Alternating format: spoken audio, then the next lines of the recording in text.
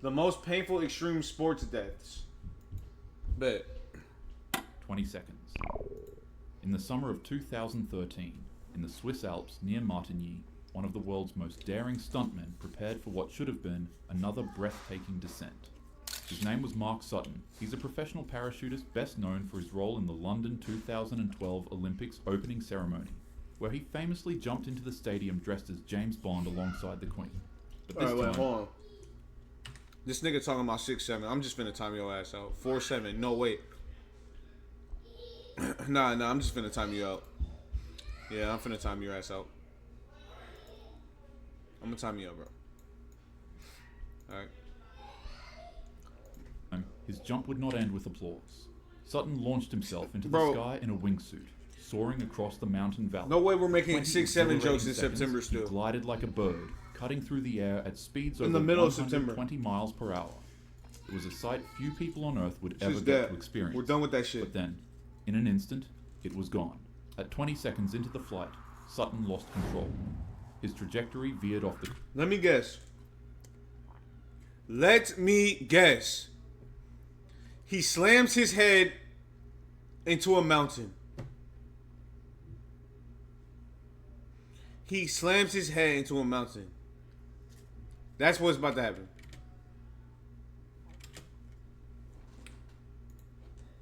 He could recover, he slammed into the side of the mountain.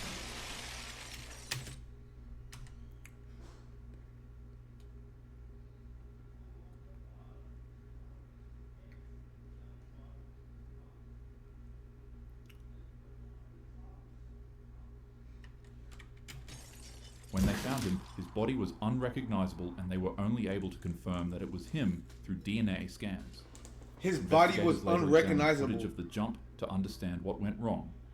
Nobody knows if it was a miscalculation, a heavy gust of wind, or simply the razor-thin margin of error that comes with flying inches from the ground in a wingsuit. God damn. No matter bro. the cause, the outcome was the same. One of the sport's most skilled pioneers had paid the ultimate price, and there was no bringing him back. Friends described him as fearless, committed, and unforgettable, a man who had lived his life in moments that most people could only dream of. But in extreme sports, even 20 seconds can be enough to determine your fate. That's crazy. Imagine clinging to the side Bro, of a the speed- subway surfing incident. Oh my god. Imagine clinging to the side of a speeding train. You climb to the roof with its steel rattling beneath your feet, wind screaming in your ears, and with your body being pumped full of adrenaline. That's train surfing, one of the most dangerous extreme sports out there. Train Although in surfing. reality, Okay. Really. Let's talk about this. Train surfing. What are we getting out of train surfing besides risking our lives? What is the point? What is the point of train surfing? What does that even mean? Why are we train surfing? What skill comes with train surfing? What are we learning from train surfing? What are we gaining from it? Besides, but why are we risking our lives in these ways? What are we trying to prove? Why is it a sport? Why is it called a sport? No, this is not called a sport. This is called a stunt. This is a stunt. It's not a sport, bro. This is one of those things you do whenever you get like dared to do it. And you don't want to look scary in front of other people. This is what, bro, who's more riding like on the a side of a thrill seeking train, than bro? An actual officialized sport. It started decades ago in places like South Africa. It's Russia, not even an official and Germany, sport. spreading worldwide as a dangerous daredevil subculture. One of the most prominent areas train surfing has become a part of is New York. On Look Saturday up afternoon India in Greenwich videos. Village, There's down in hella. the So tunnels they of do the this in West India a 4th lot? Street subway station. Trains thundered through the darkness, with their steel frames rattling the walls as they sped past. For most, it was just another commute, but for one man, it was his opportunity to go train surfing. Police say he had been riding on the outside of a southbound F train as it tore through the tunnels. For a few moments, he clung to the side of the moving car, then he climbed to the top, where he felt the rush of air and the roar of the tracks giving him a thrill like none other. I'm pretty sure most of you have played Subway Surfers at least once in your life. Whenever you hop on top of a train and make the mistake of hitting a tunnel, you'll fly off in a cartoonish manner where you're then arrested by that big back that's chasing you. You get a good laugh at it, then you play the game again.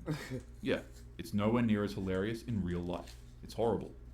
As you could assume from this extremely dangerous and stupid sport, while the man finished climbing to the top of the train to get a gust of fresh air. Oh no.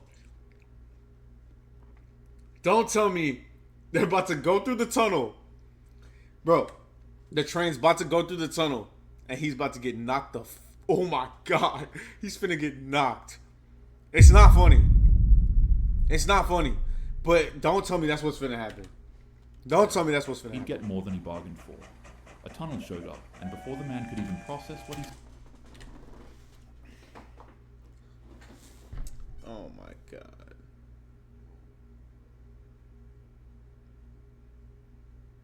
Oh my god. You don't make it up, bro. You don't make it up, bro.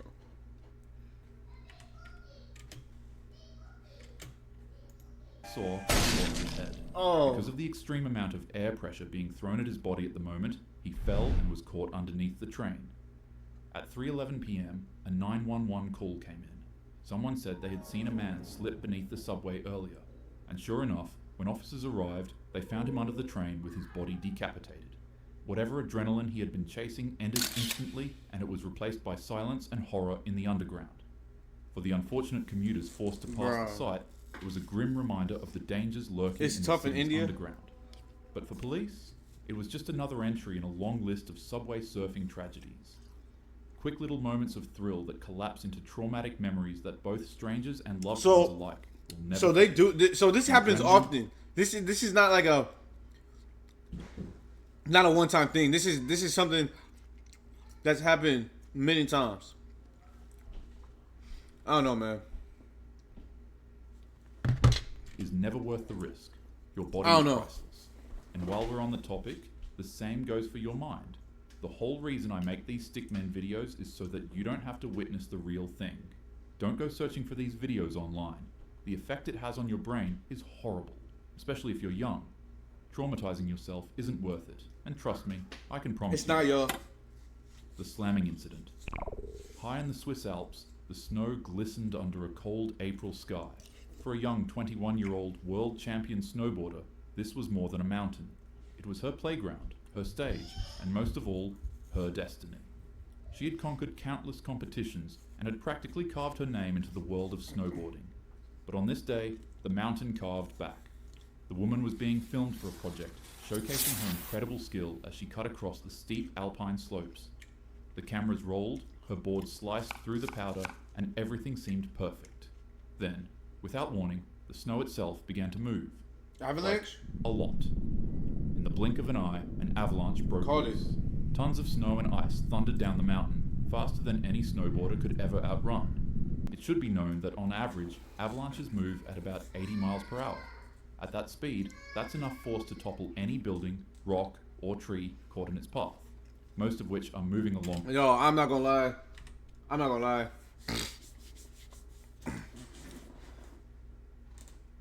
I'm the type of nigga to look at an avalanche and say, like, I can outrun that, bro. I'm the type to look at an avalanche and say, bro, like, it's not even moving that quick. And think I have time to, like, just skedaddle my way out of it. I'm not gonna lie. Like, I'm gonna look at it from a distance and be like, okay, I could definitely get away if I run quick enough now, bro. And then I see it getting closer. I'm like, okay, I might have to start moving quicker. And then I'll be dead, bro. I'm that type of nigga. Along with the avalanche, whenever it's crashing down a mountain, it slammed into the woman with the force of a speeding vehicle, and she was swallowed by it instantly. Damn. Rocks, debris, branches, and heavy ice carved and tore at her body as she was dragged through the snow until its eventual finishing slam. Finally, the avalanche stopped, but the woman was missing. She laid buried alive deep within the frozen chaos. Did they ever find her body? Rescue teams rushed in, digging through the snow and desperately searching, disfigured, missing. She laid buried alive deep within the frozen chaos, crushed and disfigured. Rescue teams rushed in, digging She's still through the alive? snow Is she and breathing? desperately searching for her. But by the time they found her, it was already too late. Even with safety gear and avalanche detectors, the force was overwhelming. This woman, once one of the brightest and youngest stars in Damn, snowboarding, that's sad, was bro. gone in seconds. Even champions are fragile against nature. If you're an outdoorsy person like me, always be alert of its dangers. Okay, real talk. The Red Bull. Stop joking about these people's deaths, bro. The arena was Stop talking about these people's deaths, bro. Like, stop making fun of them.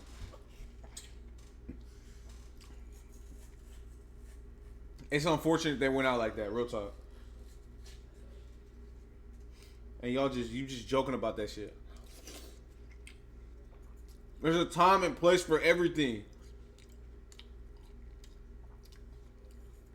No, they didn't. Most of these people didn't have it coming. I'm not gonna lie. The only person I can say, the only one I'll let y'all talk about really is the Subway Surfing one. That one's just kind of like, you play stupid games, you get stupid results type of thing. These other ones are just people that were doing what they loved, bro.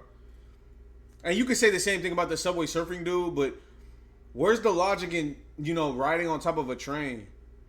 You know what I'm saying? There's no logic with that. Hold on. But real talk, stop talking about these people's ass like that, bro. Real talk.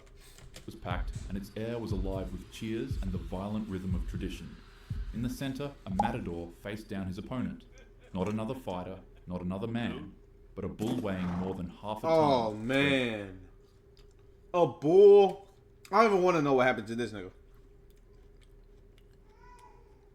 Literally stealing my comment? What comment? What are you talking about? How can I steal your comment? How do I steal a comment, nigga? I'm talking and you're typing. The power, speed, and fury. At first, the fight went as expected. The matador waved down his red cape and the bull charged. As you'd guess, in the background, the crowd roared at each narrow escape. With over 2 decades of experience in the ring, this 39-year-old Spanish bullfighter was known as one of the best to do it in his time. He's oral He'd farming. toss his cape to one side, effortlessly thwarting the bull's charge. Then he'd do it again, to make the crowd go wild. But then, in a heartbeat, the balance shifted. He'd put up his cape again for the bull to charge past him, but unexpectedly, it caught him. The bull slammed into the matador's face with a force that was so brutal that the horn struck him in his skull, fracturing upward through his jaw and out his eye. He was hit directly in the head by a 1,000-pound bull's horn, effectively splitting his face in two. The crowd fell silent as... Oh! Joey? Oh! I accidentally changed the video. Oh my god. Oh my god. From meeting for coffee. Oh my god. Oh my god. Oh, that's bad. That's bad. That's bad. That's bad. That's bad. That's bad. That's bad. Next, Vinny. That's bad. That's bad. 20 seconds.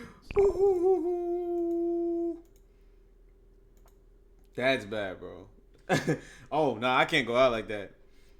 I can't go. Oh, no. Effortlessly thwarting the bull's charge. Then he'd do it again to make the crowd go wild. His eye. He was hit directly in the head Hell no. by a 1,000-pound bull. You watch the real thing, bro? Like, no. Like, see, stuff like that, I'll be curious to watch. But if I know I can avoid it, I'm going to avoid it, bro. Like, nah, dude. You seen it? Was it like... Nah, bro. I can't watch that, bro.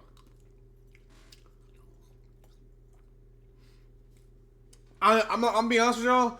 I know a dude in high school. He had his whole camera roll filled with like unfiltered gore, unfiltered like videos of people getting murked in the most brutal ways. And he had he had an entire folder with that, like with those videos, bro. Like that has to be some type of mental illness, right? And it's like, why do you have that? Do you really enjoy watching people like dying like this, bro? That's got to be like some type of mental illness, right? Like this, bro. Ever since he showed me that in history class, like 12th grade history class, ever since he showed me that, I try to stay away from him. I didn't really talk to him that much. I feel like he was one of those kids to shoot up the school. He was definitely like a school threat. As a matter of fact, he showed mostly everybody in the class, and we started calling him a school threat after he showed everybody that, bro. I didn't call him it directly to his face. As a matter of fact, I try to stay away from him, but I try to be a little bit more cool with him. So he like if he ever did decide to shoot the school up, I was cool. You know what I'm saying? I would say. But nah. He had something going on. I don't know why he had that shit in his camera. The crowd fell silent as blood poured onto the sand. The matador dangled helplessly, impaled by the animal until it heavily thrashed him off of its horn. The worst part is that the man was fully conscious. He rose back from the ground like a zombie and began screaming that he couldn't see, sending the crowd into a horrific panic. Other bullfighters jumped into the ring to distract the bull and to retrieve the man's body. Once again, his face was split in two, his teeth were shattered, his jaw and cheekbone were fractured, and the horn head punctured out his eye. So he was talking? Oh, he was fully conscious, bro. Dang, bro, he was talking. He was saying, I can't see. Oh, nah.